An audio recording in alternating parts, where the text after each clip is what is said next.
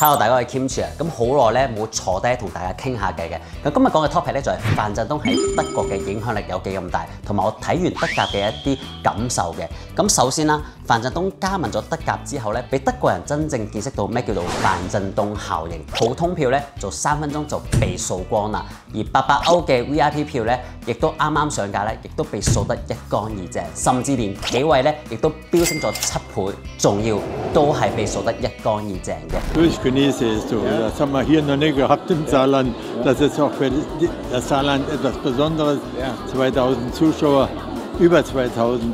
We never had, I think, here in Germany, especially here in Saarbrücken, I think never so many people in the hall. 咁喺供不應求嘅情況之下咧，咁好多球迷咧集體回應可唔可以搬去大啲一啲場地嘅。咁當時嘅俱樂部咧亦都直接被嚇親嘅。咁試下可唔可以本身容納400人嘅球場咧擴充到咧2800人嘅。而呢一刻咧，亦都俾德國人咧真正感受到咩叫做香港嘅節奏，將半年嘅工程量咧直接壓縮45日就要完成啦。Da kommt er rein. Sein erster Auftritt, Fan Zhendong in Saarbrücken, der beste Tischtennisspieler der Welt. 其實唔止賽場嘅，范振東亦都帶動成座嘅城市嘅。我哋先睇睇德甲球迷喺當日嘅比賽嘅情況先。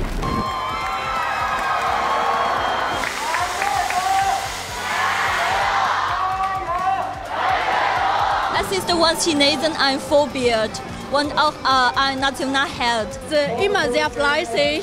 Absichtlich dafür, ja. So schön. Ich habe noch nicht diese gesehen. Es sind so viele Leute und die Leute sind sehr, sehr nett und Fan ist eine Superstar。咁呢件事亦都睇到咧，世界排名可以刪除，但人生嘅排名從此置頂。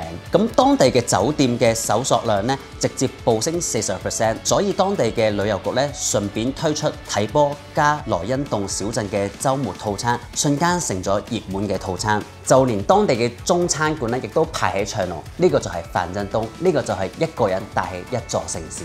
當范振東踏上德甲賽場後，吳建平教練亦都通過微博分享咗一組范振東嘅可愛球迷嘅照片，亦都配文寫咗"顏色心動無國界"，直接展現出范振東喺德甲聯賽期間收穫超高嘅國際影響力。咁喺相入邊咧，外國球迷咧亦都舉起咧范振東名嘅應援毛巾，神情專注又投入，眼神中充滿對佢嘅喜愛。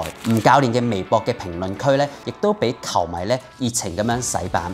喺熱度嘅背後咧，最珍貴咧並唔係流量，而係一種某種可能性。一個頂尖嘅中國運動員咧喺海外被平等對待，被真心歡迎咧，呢種雙向奔赴咧，亦都推動咗咧乒乓球項目喺全球化嘅發展嘅。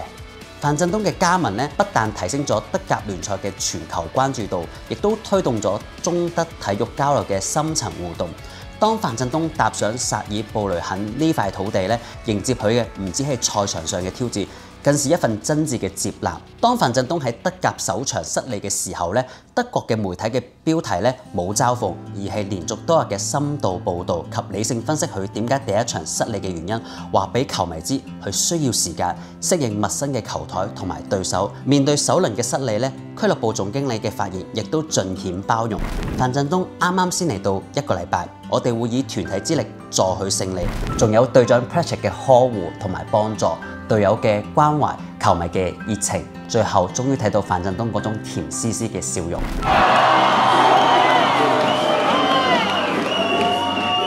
咁呢個咧就係我喺德甲睇到一啲感受嘅，希望大家中意今集嘅內容。如果中意條片，就記得 like、subscribe 同 share 俾你身邊最大嘅朋友。我哋下次見，拜拜。